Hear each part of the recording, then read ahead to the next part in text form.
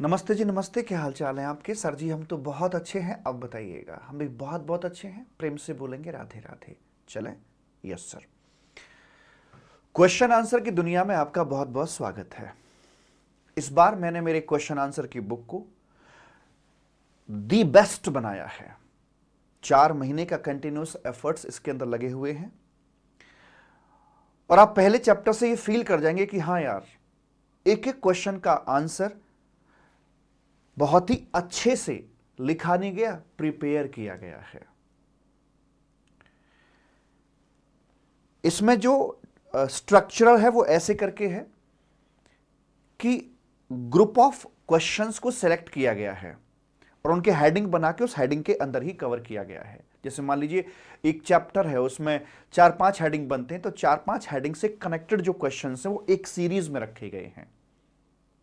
एक और बात, हर क्वेश्चन के साथ उसका सोर्स लिखा हुआ है कि क्वेश्चन पास्ट एग्जामिनेशन से लिया गया है, या फिर ये आरटीपी का है, या फिर ये एमटीपी का है, या फिर ये आपका लाइक स्टडी मटेरियल से है। और अगर किसी क्वेश्चन पे कोई सोर्स नहीं लिखा हुआ है तो या तो वो खुद का बनाया हुआ क्वेश्चन है, या फिर सीएमए या सीएस के जो मॉड्यूल्स हैं उनसे लिया गया है। हर क्वेश्चन इसमें अपने आप में एक बेहतरीन क्वेश्चन है। जो छोटे या निकम्मे से क्वेश्चंस होते हैं ना, उनको हटा दिया गया है। तो एक एक क्वेश्चन को अच्छे से संभाल संभाल कर टू द पॉइंट और जैसा आपको एग्जाम में लिखना चाहिए उस तरह से यहां पर डिजाइन किया गया है। बड़ी बात, जो इसमें हमने लैंग्वेज अपनी रखी है वो स्टडी मटेरियल बेस्ड है, लैंग्वेज भी। तो ये क्वेश्चन आंसर की बुक आपके लिए बहुत बहुत काम आने वाली है। और आइए इसके क्वेश्चन आंसर हम करना शुरू करते हैं।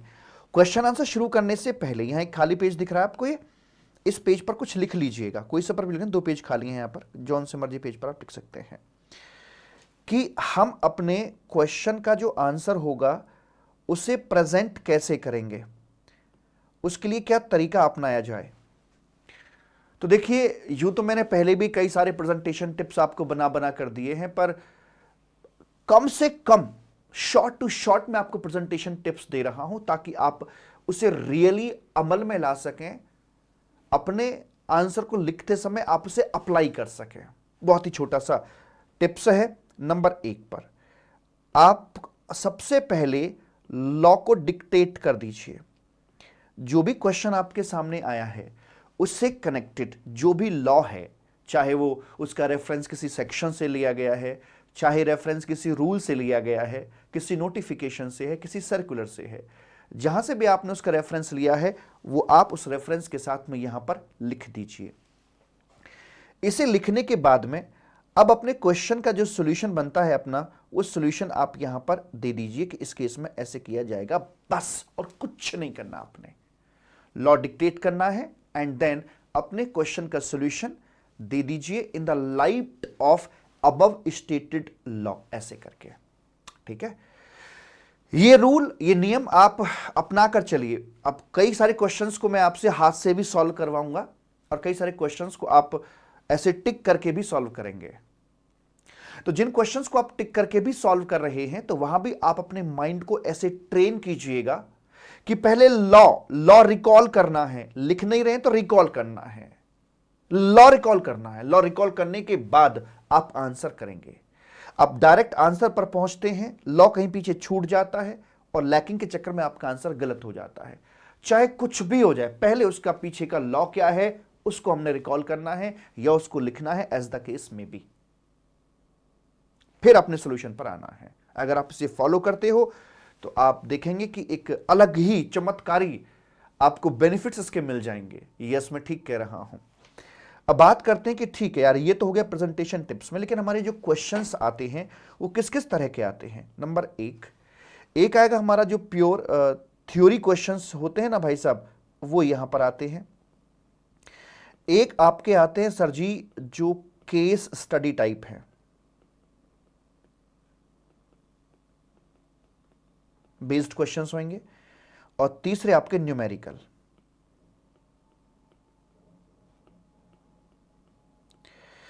अब जो प्योर थ्योरी क्वेश्चंस होते हैं, स्ट्रेट फॉरवर्ड क्वेश्चंस भी इनको बोल देते हैं, तो इनमें तो इनके पीछे का जो लॉ है या जो भी है डायरेक्ट आपको लिखना ही होता है। इसमें सॉल्यूशन देने वाली कोई बात नहीं होती है, क्योंकि जो भी है वो स्ट्रेट फॉरवर्ड क्वेश्चंस हैं। जैसा स्ट्रेट मुंहफट क्वेश्चन वैसा ही मुंहफट जवाब आपको देना है, बात खत्म। जो केस स्टडी बेस्ड क्वेश्चंस आपके होंगे तो उसमें पहले जो उसका कनेक्टेड लॉ है आप वो बताएंगे, और उसके बाद उसका आप आंसर यहां पर लिख देंगे कि इस लॉ के बेसिस पर हम अपना ये आंसर लिखने के लिए जा रहे हैं। Very simple. जब न्यूमेरिकल क्वेश्चन आपका आएगा तो उसमें भी आप यही करेंगे कि पहले आपको यहां पर लॉ डिक्टेट करना है एंड उसके बाद आपको अपना ये सॉल्यूशन यहां पर देना होगा। अब इसमें दो बातें आ जाती हैं कि एक तरीका तो यह है, मान लीजिए ये न्यूमेरिकल क्वेश्चन है आपका और उसमें कई सारी ट्रांजैक्शंस दी हुई हैं कि ट्रांजैक्शन नंबर 1 है, 2, 3, 4, 5 ट्रांजैक्शंस हैं। तो पांचों ट्रांजैक्शंस का हम कैसे करके चलें, मतलब ये कि पहली ट्रांजैक्शन का लॉ लिखा एंड उसका सॉल्यूशन भी हमने हाथ के हाथ डाल दिया, मतलब जो भी काम हो रहा है साथ साथ हो रहा है, लॉ भी लिखा और उसका सॉल्यूशन भी हमने डाल दिया, और अपना जो मेन फाइनल डिजिट आ रही है, क्योंकि न्यूमेरिकल क्वेश्चन के अंदर या तो हम कोई चीज प्लस करते हैं या माइनस करते हैं, या उस अमाउंट को जो दिया हुआ है हम लोग इग्नोर करके चलते हैं, है ना। इन तीनों में से कोई एक एक्शन हम लेते हैं। तो जो भी एक्शन हम ले रहे हैं उस एक्शन का जो रिजल्ट आ रहा है वो रिजल्ट अपना यहां पर आ जाएगा, उसके पीछे का लॉ एंड सॉल्यूशन। तो ये हो गया ट्रांजैक्शन वाइज आप काम करके चल रहे हैं, ऐसे करके फिर इसका ये आ जाएगा, ये आ जाएगा। एक तरीका तो ये होता है, और दूसरा तरीका इसका ये होता है कि जैसे मान लीजिए आपके लिए दी हुई हैं ये ट्रांजैक्शन नंबर 1, 2, 3, 4, 5 ये ट्रांजैक्शन दी हुई हैं, तो आप इनका जो सॉल्यूशन है वो तो मेन टेबल में यहां डाल दीजिए कि भाई इसका सॉल्यूशन ये जुड़ेगा, घटेगा या इग्नोर होगा।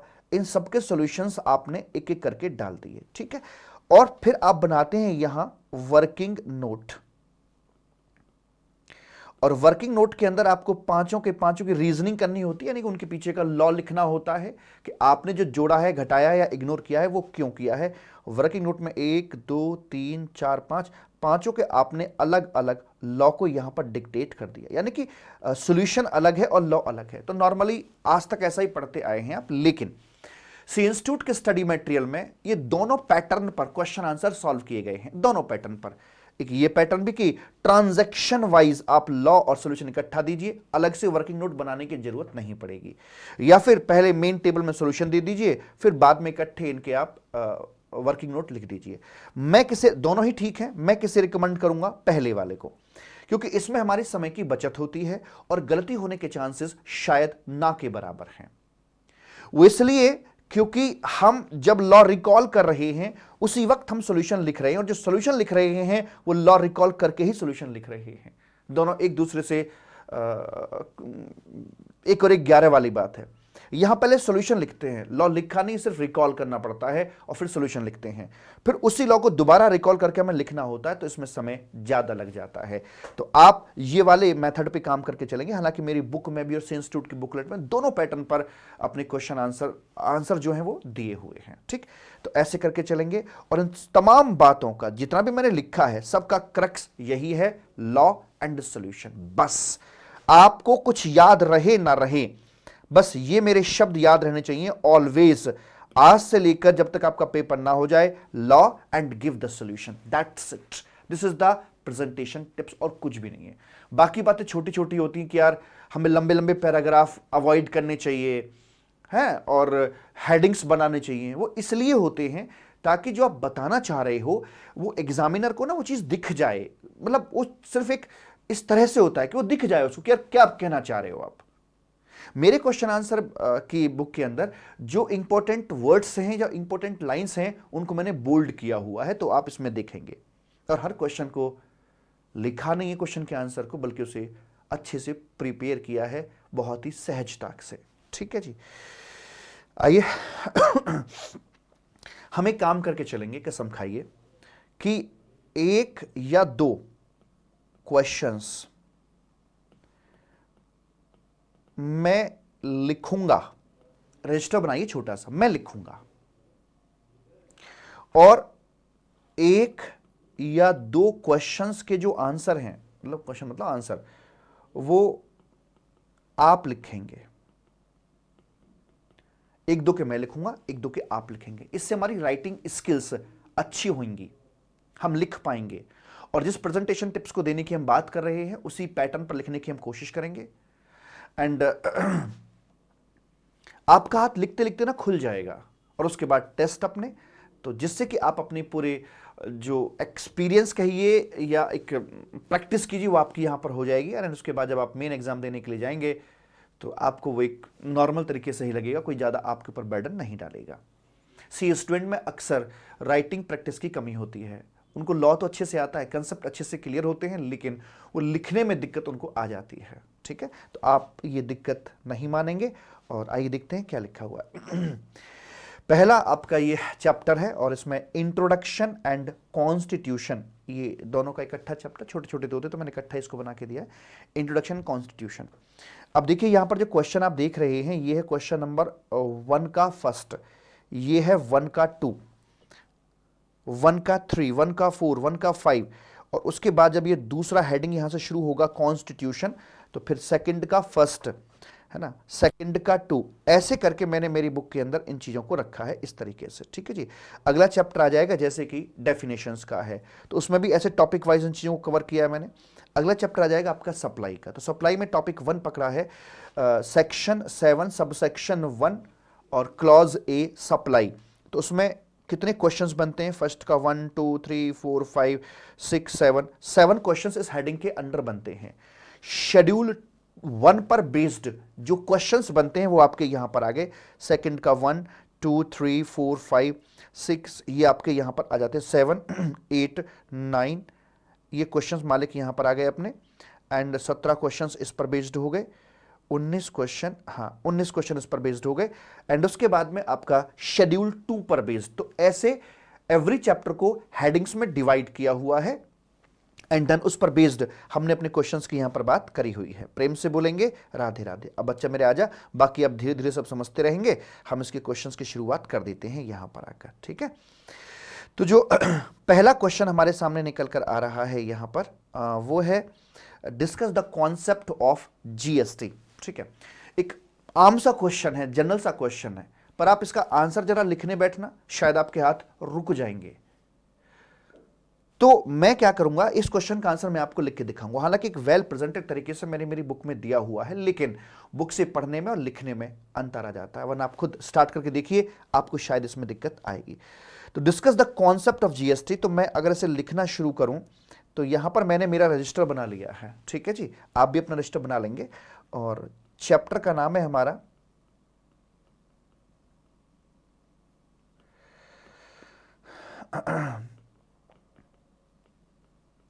Introduction and constitution.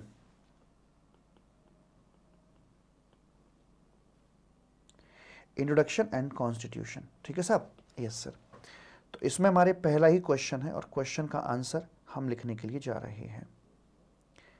Concept of GST पूछा गया है, concept of GST.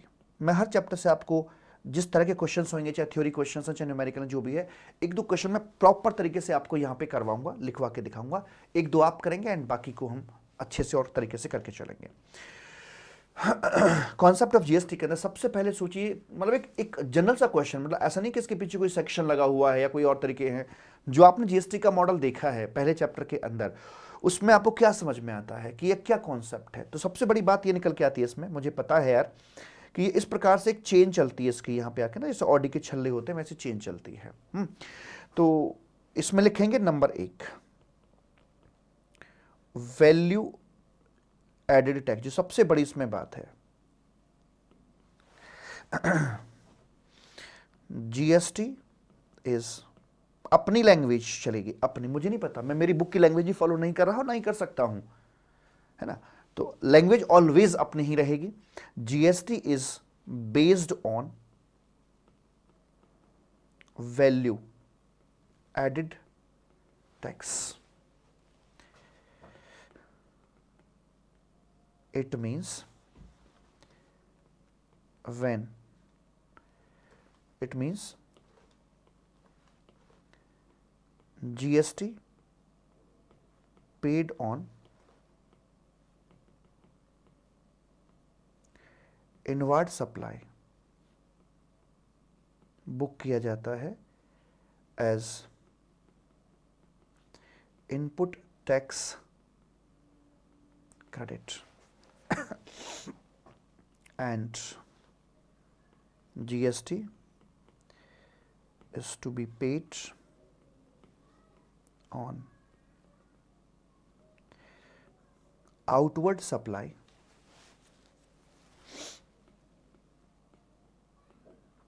by using the input tax credit. So ultimately only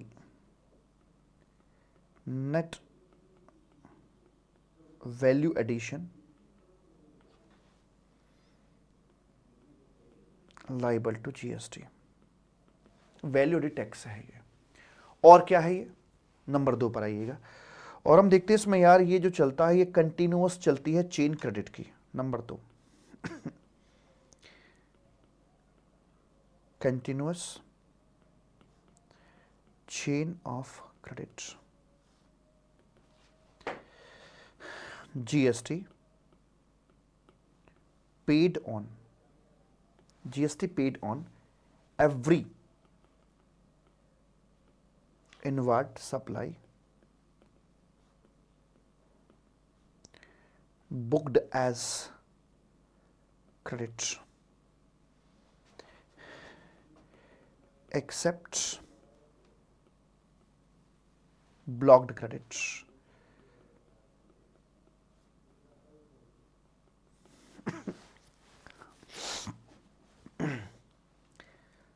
By the recipient and utilize it for the payment of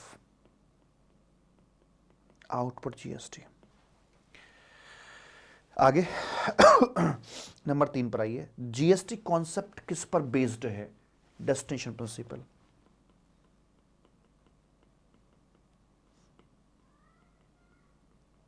destination principal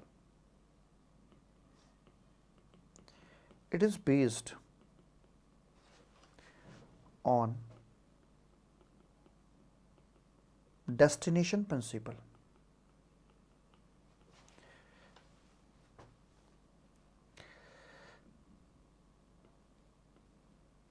meaning thereby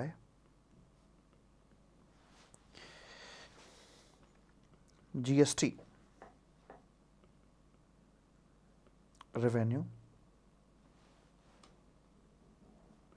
goes to destination state और union territory. GST concept किस पर based है? Number 4 equal treatment of goods and services.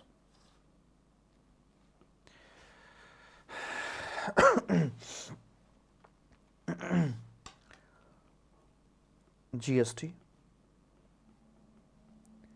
levied on goods will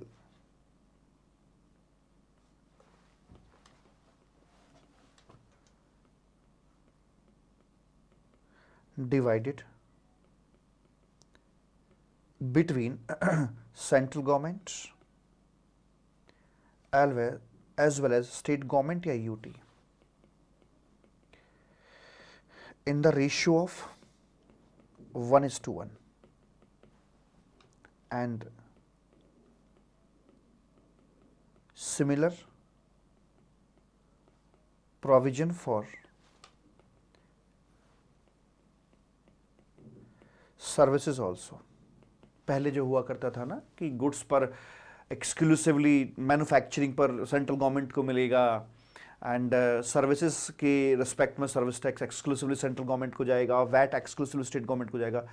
अब वैसा नहीं है, that is यहां पर ये शेयर्ड सिस्टम पर ये आपका बेस्ड है, shared system.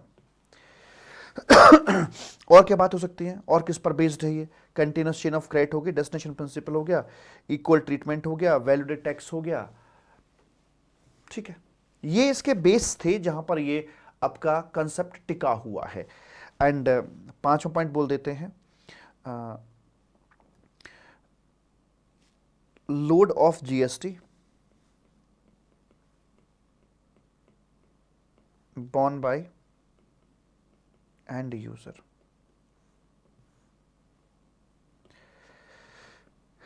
GST load is to be borne by end user by shifting the load with value addition from one person to another person। तो ऐसे करके आप अपना आंसर आसानी से सावधानी से लिख सकते हैं। हालांकि इसमें कोई एक जनरल सा क्वेश्चन था और उसका आंसर हमने यहां पर अपना लिखा है मालिक, ठीक है। ये नोटिंग भी मैं आपके साथ शेयर कर दूंगा इकट्ठी करके। तो आप ये भी लिखिए मेरे साथ साथ, क्योंकि ये ऑब्जेक्टिव है इसका, लिखना कैसे है, दैट्स इट। और लिखना जब तक नहीं आएगा जब तक आप अपने हाथ से लिखोगे नहीं। तो जो मैं लिख रहा हूं उसे भी लिखिए, इसके अलावा एक दो क्वेश्चंस आप अपने एंड पे लिखेंगे और मैं आपको बताऊंगा कि आपको क्या लिखना है। आपका होमवर्क मैं दूंगा कि आपको ये क्वेश्चंस अपने रजिस्टर में अपना आंसर लिखिएगा, ठीक है। मैं आपको बताऊंगा उसके बारे में, ठीक है जी। ओके सर जी, तो ये तो हो गई हमारी ये वाली बात। और इसमें कौन कौन से हेडिंग थे? वैल्यू एडेड टैक्स था जी, कंटिन्यूअस चेन ऑफ क्रेडिट थी, पढ़कर देखें। अब देखिएगा, मतलब GST is a value added tax levied on supply, that is manufacture और sale of goods and provision of services. तो जो यहां पर आप बात कर रहे हैं, तो मैन्युफैक्चर और सेल ऑफ गुड्स ये अपना आ गया। जैसे ये है आपके मैन्युफैक्चर और सेल ऑफ गुड्स, ये है वैल्यू एडिशन। वैल्यू एडिशन के तरीके हैं, मेथड्स हैं। कोई मैन्युफैक्चरिंग करके वैल्यू ऐड करता है, कोई गुड्स को बेचकर फर्दर वैल्यू ऐड करता है, कोई सर्विसेज देकर वैल्यू ऐड करता है। तो जो जितनी वैल्यू ऐड करता है उसे अकॉर्डिंगली यहां पर जीएसटी का पेमेंट करना होता है। Continuous chain of credit, GST offers comprehensive and continuous chain of tax credit from procurer's point up to the retailers या consumers। यहां से लेके आगे तक आपकी वो जो B2B चलती रहती है, लास्ट में जाके जब B2C हो जाती है तो वहां पर गवर्नमेंट को पैसा मिल जाता है और जो जितनी वैल्यू ऐड करता जा रहा है उसे यहां पर अपना उसमें ऐड होता जा रहा है tax amount. Burden borne by the final consumer, only the final consumer bears the GST charged by the last supplier in the supply chain with a set of benefit at all previous stages। क्योंकि जो पहले tax लगते आ रहे हैं वो B2B थी, तो उसमें जो भी टैक्स लगा उसका क्रेडिट मिल गया, सेटअप हो गया, बात खत्म, न्यूट्रलाइज हो गई। फिर अगले वाले का उसमें जो वैल्यू एडिशन था वो ऐड हो गया, एंड इसी तरह से प्रक्रिया चलती रहती है। और लास्ट में जब B2C होगी तो सारे के सारे वैल्यू एडिशन जोड़ने के बाद फाइनल जो लोड आएगा इकट्ठा वो मेरे एंड यूजर पे आके पड़ जाता है। कोई कास्केडिंग इफेक्ट वगैरह इसमें नहीं आएगा, because continuous chain of credit इसमें काम करके चलती है। अगला क्वेश्चन आता है, पूरे फोकस के साथ क्वेश्चंस को पढ़ें। GST is a destination based tax on consumption of goods और सर्विस और both, discuss the validity of the statement. ये क्वेश्चन लिया गया है आपका आईसीआई के स्टडी मटेरियल से। उसमें ये लिखा हुआ है कि क्या जीएसटी डेस्टिनेशन प्रिंसिपल को फॉलो करता है या नहीं करता है। तो हर क्वेश्चन का आंसर लिखूंगा तो बहुत समय लग जाएगा। अब इसको बोलते हैं, yes the statement is valid. GST destination principle को फॉलो करता है because we know very well that if goods are moving from UP to Haryana then 50% revenue goes to central government and 50% goes to Haryana government. तो जिस state या UT में उसका consumption हो रहा है, टैक्स फाइनली उसी स्टेट या यूटी को दिया जा रहा है। तो इस तरीके से आपका ये यहां पर डेस्टिनेशन प्रिंसिपल को फॉलो करके चलता है मालिक। ठीक है जी, आगे है describe the need for GST in India. GST की इंडिया में नीड क्यों पड़ी, and also discuss the deficiencies in the existing tax regime. Existing का मतलब जो अपना पुराना था, क्योंकि एग्जिस्टिंग वर्ड पुराने के लिए इस्तेमाल किया गया था उस समय पर। ठीक है जी, जब जीएसटी अपना आया था, तो वैसे करके है। तो बता रहे हैं कि भाई पुराने सिस्टम में क्या कमियां थी। तो देखिए, पहले पुराने सिस्टम में जब जीएसटी की जगह आपका एक्साइज लॉ हुआ करता था, वैट लॉ हुआ करता था, लेकिन इन दोनों के होने के बावजूद भी बड़ी सारी खामियां हमारे सिस्टम के अंदर थीं। चार हमें पता है, कास्केडिंग हुआ करता था, डबल टैक्सेशन हुआ करता था, मल्टीपल टैक्सेस हुआ करते थे, मल्टीपल टैक्सेबल इवेंट्स हुआ करती थी, आपस में टैक्स का इंटीग्रेशन नहीं था। इंटीग्रेशन ना होने के कारण ही ये क्रेडिट्स नहीं मिल पाते थे, जिनसे कास्केडिंग इफेक्ट आपका निकल के आया करता था। इंटीग्रेशन आपस में टैक्सेस का ना होने की वजह से, आपस में कोऑर्डिनेशन ना होने की वजह से ही डबल टैक्सेशन जैसी बातें उभर के सामने आ जाती थी मालिक, है ना। और जो टैक्सेस थे, मोटे मोटे टैक्स का अलग लॉ बना हुआ है, बाकी चुन्नू मुन्नू टाइप भी आपने बने हुए थे, एंटरटेनमेंट टैक्स, एंट्री टैक्स, ये टैक्स वो टैक्स। तो इससे मल्टीपल प्रोसीजर आ रहे थे, मल्टीपल टैक्स आ रहे थे, मल्टीपल टैक्सेबल इवेंट आ रही थी। तो इस प्रकार से उसकी कमियां यहां पर आ रही थी। तो बोलता है despite the introduction of principle of taxation of value added in India. ऐसा नहीं है कि पहले वैट प्रिंसिपल को फॉलो नहीं करते थे। ये वैल्यू एडेड टैक्स जो आज जीएसटी में फॉलो किया जा रहा है, ये वैल्यू एडेड टैक्स पहले था, सेंट्रल एक्साइज के अंदर भी था। सेंट्रल एक्साइज का नाम था CENVAT, central value added tax, excise duty का नाम। और जो स्टेट वैट था वो वैट है ही है। तो दोनों वैल्यू एडेड प्रिंसिपल को ही फॉलो करते थे, जो हम आज भी कर रहे हैं, लेकिन उसके बावजूद भी समस्याएं थी। तो despite the introduction of principle of taxation of value added tax in India at the central level, यानी कि जो सेंट्रल एक्साइज ड्यूटी थी, in the form of CENVAT, and at the state level in the form of state VAT, its application always remained limited. जो keywords हैं वो highlighted मिलेंगे, always remained limited because of the following reasons. फिर भी कुछ कमियां रह गई, क्या? Non inclusion of several local levies in the state VAT as luxury tax, entertainment tax, ये सब शामिल नहीं हो पाए थे पहले। पुराने की कमियां बता रहे हैं, जिस चक्कर में प्रॉपर इंटीग्रेशन ना होने की वजह से समस्याएं पैदा हो रही थी। कास्केडिंग इफेक्ट अपने आ रहे थे, डबल टैक्सेशन हो रहे थे, और वैट और सर्विस टैक्स का इंटीग्रेशन नहीं था। सर्विस टैक्स सेंट्रल लेवल पे हो गया, वैट स्टेट लेवल पे हो गया। अगर मैं सर्विस प्रोवाइडर हूं, वैट पे करके कुछ सामान लेकर आया हूं, तो मुझे वैट का क्रेडिट नहीं मिलता था, because my output liabilities of central level. तो ये हमारी बात यहां पर आ जाएंगी। अगला क्वेश्चन भी आप देखिए कहां से, पहले देख लेना कहां से क्वेश्चन है। आईसीआई मटेरियल से है। क्या बोलते हैं, मतलब कोई भी क्वेश्चन आपने इसमें ना बकवास नहीं मिलेगा, जो है सो है आपके सामने, और कुछ भी छूटेगा भी नहीं, ये वादा है हमारा आपसे। Under GST only value addition is taxed and burden of tax is to be borne by the final consumer. क्या आप इस बात से सहमत हैं? जी हाँ, बिल्कुल सहमत हैं। क्योंकि क्या होता है कि यहाँ से जो अपना मैन्युफैक्चरर, यहाँ से चेन चलती है, होलसेलर, रिटेलर, फिर एंड यूजर, ऐसे करके यहाँ तक पहुँचते हैं। तो हर स्टेज पर जितना वैल्यू एडिशन टैक्स हो रहा है, वो हर स्टेज पर टैक्स लगाया जा रहा है, और सारा इकट्ठा होकर ये एंड यूजर तक यहाँ पर पहुँच जाता है। ये बात हम जानते हैं, पहले से ही बात भी कर चुके हैं इसकी पहले आगे। क्या लिखा है? The statement is correct, GST is a destination based tax on consumption of goods और सर्विसेज। ठीक है जी, गुड्स की कंजम्पशन पे लगाया जाता है, हाईलाइट कर रखा है, destination based tax. It levied at all stages right from the manufacturer up to the final customer with the credit of tax paid at previous stage. तो वो इफेक्ट न्यूट्रलाइज होता चला जाता है, और अगला वाला वैल्यू एडिशन उसमें जुड़ता चला जाता है।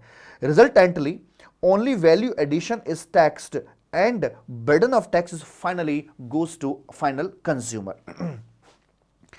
अगला क्वेश्चन भी आपका आईसीआई के स्टडी मैट से है।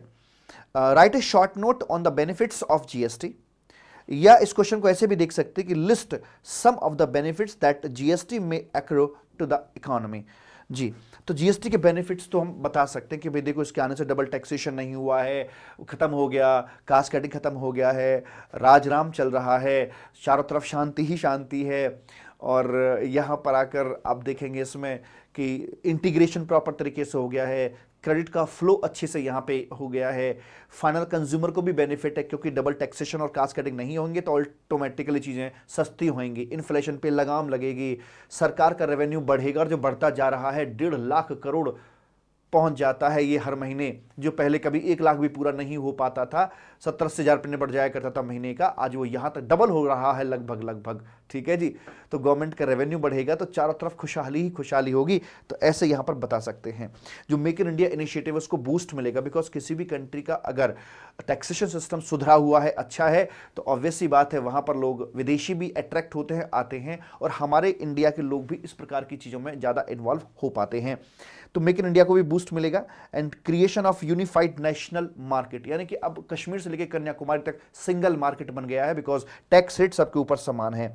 Boost to make in India initiative, boost to investment, exports and employment, इन सब चीजों को यहां पर इन्होंने अपना करके दिया है। आगे list the taxes that have been subsumed in GST, तो इसके पीछे कोई सपोर्ट नहीं है, तो ये क्वेश्चन अपनी तरफ से ही बनाया हुआ है। इसकी मतलब ना तो ये आईसीआई मटेरियल से, ना आरटीपी, ना एमटीपी, ना पास्ट में आया हुआ है।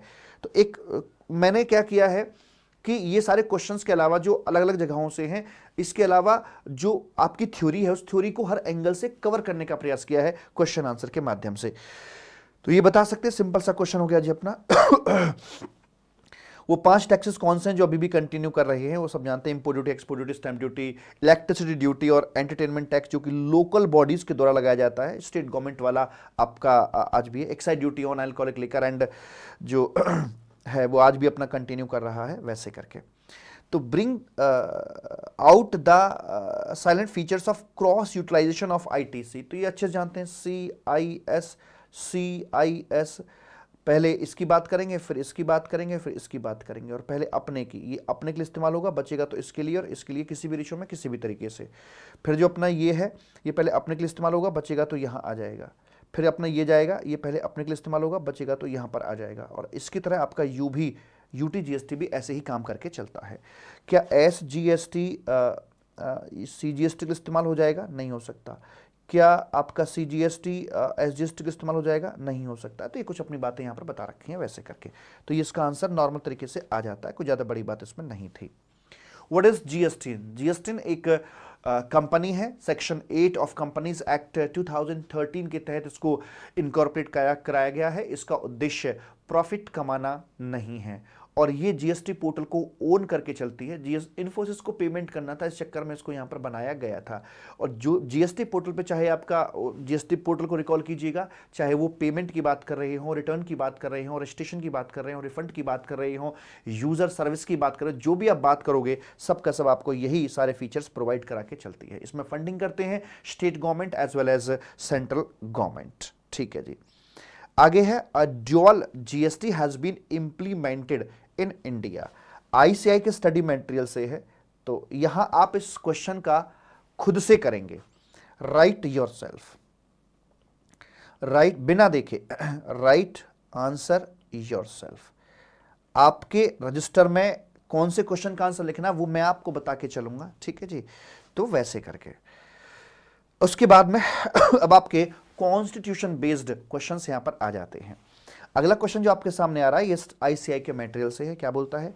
Explain with the help of examples how a particular transaction of goods and services is taxed simultaneously under CGST and SGST. तो साइमल्टेनियसली कैसे टैक्स की जाती है, तो हम जानते हैं। देखिए, कुछ क्वेश्चंस के आंसर ना आपको देखने के लिए मिलेंगे इस तरीके से। हमने पढ़ा था आर्टिकल नंबर 246 कैपिटल ए, उसमें लॉ बनाने की पावर वैसे ही दी गई थी। उसमें बताया गया था कि सेंट्रल गवर्नमेंट स्टेट गवर्नमेंट को लॉ बनाने की इकट्ठी पावर है, साइमल्टेनियस पावर दी गई है। अगर सप्लाई आपकी इंट्रा स्टेट है तो इंटरस्टेट सप्लाई होने पर जीएसटी का रेट भी सीजीएसटी एसजीएसटी दोनों के लिए समान रहता है, दोनों के लिए वैल्यू भी समान ही रहती है, दोनों का टाइम ऑफ सप्लाई भी समान ही होता है, और संविधान भी दोनों को एक साथ टैक्स लगाने की बात कर रहा है। तो जब भी हम इंट्रास्टेट सप्लाई करते हैं तो CGST as well as SGST simultaneously वहां पे चार्ज किए जाते हैं। तो ये इसका आंसर यहां पर लिखकर आ जाएगा। क्या बोलते हैं? Central government, central GST and state GST is levied simultaneously on every intra-state supply of goods or service or both made by the registered person except exempted goods, ठीक है, and services as well as goods and service which are outside the purview of GST। जो GST से बाहर है, alcoholic liquor है, शराब वगैरह जो भी अपने हैं या exempted है, उन्हें छोड़ दीजिए भाई, उन पर लगेगा क्या? Further both are levied at the same price, दोनों के लिए वैल्यू कॉमन होती है, सेम प्राइस है ट्रांजैक्शन वैल्यू, और दोनों का रेट वगैरह भी समान ही होता है। तो यहां पर कुछ इंट्रास्टेट सप्लाई के एग्जांपल्स दिए गए हैं और साथ में सॉल्यूशन भी दिया गया है। तो आप भी अपनी तरफ से कोई भी एग्जांपल लेकर बना सकते हैं कि यूपी से यूपी में माल बेचा गया है, शूज बेचे गए हैं और मान लीजिए वैल्यू ये है, जीएसटी का रेट ये है, तो कैलकुलेशन कैसे की जाएगी, ये सिद्ध करने के लिए कि हाँ दोनों सीजीएसटी एसजीएसटी इंट्रास्टेट पर इकट्ठे ही लगाए जाते हैं, वैसे करके बोल दिया जाता है। अगला क्वेश्चन भी आईसीआई मटेरियल से है क्योंकि पहले चैप्टर से एग्जाम में क्वेश्चंस थोड़े कम पूछे जाते हैं एग्जाम के पॉइंट ऑफ व्यू से। हाँ, स्टडी मटेरियल में क्वेश्चंस तो मैंने उनको यहां पे लिया है। Which are the commodities which have been kept outside the purview of GST? Examine the state of taxation of such commodities after introduction of GST. कौन कौन से को बाहर रखा गया है और जीएसटी आने के बाद अब इनका हाल क्या है जो बाहर हैं, ठीक है। तो यहां पर आपकी बाहर रखा गया alcoholic liquor for human consumption and इसको बाहर किया गया था by way of article number 366 से। उसने कहा था कि जीएसटी को डिफाइन किया था कि जीएसटी एक गुड्स और सर्विस पर लगने वाला टैक्स है but except alcoholic liquor for human consumption, ठीक है। एंड जो आपके 5 पेट्रोलियम प्रोडक्ट्स हैं ये बाहर किए गए थे आर्टिकल नंबर 246 कैपिटल ए की जो एक्सप्लेनेशन है उसके, कि भाई अभी तो नहीं लगा रहे हैं लेकिन हाँ फ्यूचर में जीएसटी इस पे लगाया जा सकता है बट अभी नहीं है। जहां तक सवाल है कि एज ऑफ नाउ इनका ट्रीटमेंट क्या हो रहा है, तो अल्कोहलिक लिकर के ऊपर लगाई जाती है आज स्टेट एक्साइज ड्यूटी एंड जो अपना 5 पेट्रोलियम प्रोडक्ट है उन पर भी स्टेट एक्साइज ड्यूटी और वैट की बात वहां करी जाती है। तो ये लिखा हुआ है आर्टिकल 366 ने बोला है कि जो शराब है वो शराब बाहर रहेगी, जीएसटी की परिभाषा में शराब नहीं आती। अब देख सकते हैं कि आंसर कितने फाइन तरीके से लिखे हुए हैं। Further explanation of article 246 capital ए ने बोला था कि 5 पेट्रोलियम प्रोडक्ट जो आपके natural gas, aviation turbine fuel, ये अभी बाहर रखे गए हैं, जब जरूरत पड़ेगी तो इन्हें हम बुला लेंगे, वैसे करके बोल दिया जाता है। और जो ये पहले आपके ये जो बाहर हैं इनका ट्रीटमेंट क्या है, वही सीएसटी, वैट या सेंट्रल एक्साइज ड्यूटी, उसके दायरे में अपने ये आ जाते हैं। अगला क्वेश्चन भी आईसीआई मटेरियल से है। Where from the power to levy GST is derived, कहां से ये पावर निकल कर आई है। या क्वेश्चन को ऐसे भी पूछा जा सकता है, discuss article 246 capital A which grants the power to make laws. तो इसमें लिखा हुआ है कि इंटरस्टेट सप्लाई करने पर साइमल्टेनियस पावर है सेंट्रल गवर्नमेंट की और स्टेट गवर्नमेंट की। एंड अगर हम बात करें इंटरस्टेट सप्लाई की तो वहां पर एक्सक्लूसिव पावर है सेंट्रल गवर्नमेंट की टू मेक लॉस। तो वाली बात अपनी यहां लिखी हुई है। और आर्टिकल 246 कैपिटल ए के अंदर एक और बात लिखी हुई है कि 5 पेट्रोलियम प्रोडक्ट के ऊपर जीएसटी अभी नहीं, आगे यानी कि भविष्य में लगाया जाएगा। तो ये तीनों एलिमेंट अपने यहां आ जाते हैं। पहला एलिमेंट ये आ गया इंट्रा वाला, पार्लियामेंट यानी कि इंटरस्टेट एक्सक्लूसिव पावर की बात यहां पर हो गई, और 5 पेट्रोलियम प्रोडक्ट एक्सप्लेनेशन आपकी यहां पर ये आ जाते हैं। ठीक, जितना कंटेंट चाहिए उतना ही लिखा है, एक एक लाइन एक एक शब्द को बड़े ध्यान से देखकर लिखा गया है। 4 महीने का कंटिन्यूअस एफर्ट्स इस पे लगा के क्वेश्चन आंसर की बुक पर। अगला क्वेश्चन है discuss article 246 capital A of the constitution of India. ये आपका 2 नंबर का क्वेश्चन आ गया जनवरी 2021 में। आंसर तो वही है जो पहले था, लेकिन ये यहां से अचानक से आ गया। तो ऐसा नहीं कि इस चैप्टर में से आ ही नहीं सकता, आ सकता है। अब कौन से अटेम्प्ट में पूछ लिया जाए, अब ये तो हमें नहीं पता। तो जो जो पॉसिबल क्वेश्चन से इंस्टीट्यूट के मुताबिक या हमारे मुताबिक बन सकते हैं, वो सब आपके क्वेश्चन आंसर बुक के अंदर होंगे। मुझे ऐसा लगता है कि आपके इस क्वेश्चन आंसर की बुक से बाहर पेपर नहीं जाएगा। अगला पॉइंट आता है यहां पे निकल के मालिक, who are the members of जी। अच्छा, ये नवंबर 20 में 5 नंबर का आया हुआ क्वेश्चन है, और नवंबर 19 में भी ऐसा क्वेश्चन आया मिलता जुलता। क्या बात है, 5 नंबर का। Who are the members of GST council, enumerate any 2 recommendations that can be made by the GST council. 2 बातें पूछी गई हैं कि इसमें मेंबर कौन कौन होते हैं। देखिए, एक होते हैं इसमें चेयरपर्सन जो कि यूनियन फाइनेंस मिनिस्टर होते हैं। दूसरे होते हैं इसमें जो union minister of state incharge of revenue और फाइनेंस हैं, Shri Pankaj Chaudhary ji. As of now Shri Pankaj Chaudhary ji ये इस स्टेज पर आते हैं, वो यहां पर आ जाएंगे। और उसके बाद जो अपने स्टेट्स हैं उनके जो फाइनेंस मिनिस्टर हैं या उनके डिप्टी सीएम हैं, वो इसके मेंबर यहां पर आकर बन जाते हैं। चैप्टर पढ़ाते समय मैंने आपको जीएसटी पोर्टल से भी दिखाया था। तो इस प्रकार से 31 आपके वो हो गए, 2 ये हो गए, 33 मेंबर आपके, 33 लोग कुल मिलाकर जीएसटी काउंसिल का हिस्सा बनते हैं। जहां तक सवाल है रिकमेंडेशन का, तो ये किन किन चीजों के लिए रिकमेंडेशन दे सकते हैं। मैं कहता हूं हर चीज के लिए रिकमेंडेशन दे सकते हैं। कौन से गुड्स पर जीएसटी आएगा, कौन से पे नहीं आएगा, कौन सी सर्विस पे आएगा, कौन से पे नहीं आएगा, एग्जम्पशंस क्या रहेंगी क्या नहीं रहेंगी, क्योंकि each and everything decided by the GST council. सब कुछ, रेट क्या रहेंगे, वैल्यूएशन सिस्टम्स क्या रहेंगे, कैसे बंटवारे होंगे, सब कुछ इन्हीं के द्वारा डिसाइड किया जा सकता है। बाबा की बूटी में जितने भी हेडिंग हैं सारे के सारे इन्हीं के द्वारा बनाए जाते हैं। वैसे करके माल की बात बोल दी जाती है। थ्रेशोल्ड लिमिट क्या रहेगी, 10 लाख 20 लाख वाली, सब कुछ ही डिसाइड करके चलते हैं। तो बोलते हैं यहां पर आकर recommendations that can be made by GST Council are as under: tax, cess, surcharge levied by the union, the state and local bodies which may be subsumed in, कौन कौन सी subsumed होंगी वो सब इन्होंने डिसाइड किया। गुड्स और services कौन कौन से जीएसटी के दायरे में आएंगे, कौन कौन से एग्जेम्प्ट रहेंगे, वो सब इन्होंने डिसाइड किया। मॉडल जीएसटी, जो शुरुआती जो जीएसटी बनाया गया था कि इसका स्ट्रक्चर कैसा होगा, जीएसटी दिखेगा कैसे, वो सब इन्होंने तैयार किया। थ्रेशोल्ड लिमिट 10 लाख 20 लाख 40 लाख वो ये डिसाइड करते हैं। रेट ये बताते हैं, कुछ एक स्पेशल रेट्स जैसे कि आपके लाइक आ जाते हैं गोल्ड सिल्वर एटसेट्रा पे आ जाते हैं, या फिर नेचुरल क्लेमिटीज डिजास्टर के दौरान भी कुछ स्पेसिफिक पीरियड के लिए स्पेशल ऑर्डर वगैरह जो इशू किए जाते हैं वो सब इन्हीं की सहमति से होता है। स्पेशल कैटेगरी स्टेट कौन कौन से रहेंगे वो ये बता के चलते हैं, जैसे नॉर्मली नागालैंड, मणिपुर, मिजोरम, ये सब वही डिसाइड करके चलते हैं। Date on which GST to be levied on petroleum, crude petroleum, वो भी यही बता के चलेंगे। यानी कि जीएसटी के अंदर इतनी सी भी हरकत होती है वो सब यही बता के चलते हैं। तो आप, मैंने कई सारे यहां पर दिए हैं। आपसे पूछा गया था कितना, 2 रिकमेंडेशन पूछी थी, कितनी पूछी थी साहब, 2 रिकमेंडेशन। तो आप कोई से 2 यहां पर बता सकते हो। 5 बताओगे तब भी आपको वही फल मिलेगा जो 2 बताने पर मिलेगा, क्योंकि उसने पूछा ही आपसे 2 है। ठीक, तो सोर्स लिखने से आपको काफी कंफर्ट रहता होगा, ऐसा मुझे लगता है कि क्वेश्चन पिक कहां से किया गया है। अगला क्वेश्चन जनवरी 2021 में आया है 4 नंबर का, और यह आपका इस दूसरे तरीके से भी पूछा जा सकता है जो कि इसी इंस्टीट्यूट के मटेरियल में आपका दिया हुआ है। आप देख रहे हैं कंपाइलेशन, देख रहा Vinod. Why was there a need for making constitutional amendment for introduction of GST? मतलब जीएसटी लाने के लिए संविधान को अमेंड क्यों किया गया। आगे है discuss significant provisions of constitution amendment act 2016, वो बताइए। ये तो पूछा गया एग्जाम में। आईसीआई में ये इस तरह से भी दे रखा है, why the need to amend the constitution of India before introducing the GST, यानी कि सेम क्वेश्चन है ये। तो पहले आईसीआई मेटल में पहले से ही था, और ये आईसीआई मेटल का क्वेश्चन आपके एग्जाम में भी पूछा जा चुका है। देखिए, अमेंड करने की जरूरत इसलिए पड़ी बिकॉज जो पहले स्ट्रक्चर था वो एक्सक्लूसिविटी पर बेस्ड था। सेंट्रल एक्साइज ड्यूटी के लिए exclusive power to central government थी, ऐसे ही सर्विस टैक्स के लिए और वैट के लिए थी और अपने स्टेट गवर्नमेंट को। बट हमें यहां पर शेयर्ड मॉडल चाहिए था, तो इसके लिए हमारे पास कोई प्रोविजन ऑलरेडी लॉ के अंदर नहीं दे रखा था। जो एंट्री नंबर 246 थी उसके अपने जो लिस्ट बनती थी उनमें कहीं भी जीएसटी की जगह नहीं दे रखी थी। तो हमने आर्टिकल नंबर 246 कैपिटल ए, आर्टिकल 269 कैपिटल ए, 366 जिसमें डेफिनेशंस को अमेंड किया, and article 279 capital GST council, ये सब हमें इंट्रोड्यूस करने पड़े ताकि हम जीएसटी को अच्छे तरीके से कॉन्स्टिट्यूशनल तरीके से इंडिया में ला सकें।